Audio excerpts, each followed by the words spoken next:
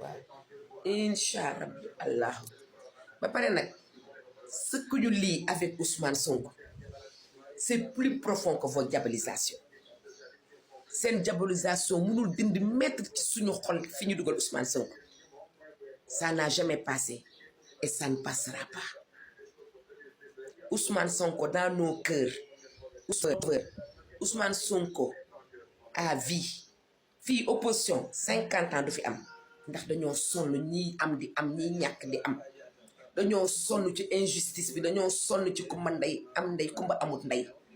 réew mi day tegu ci yoon ku ci gis menace nag xoolaatal sa bopp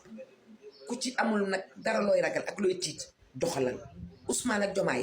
doxal leen ñoo ngi seen ginnaaw yow Jomaay del signé rek Sonko yow nekkal ci raay bi rek fi nga teg sa tànk teg ko fa te bu ko teggi ñun bougé wu ñu mettre dañuy doog a yeewu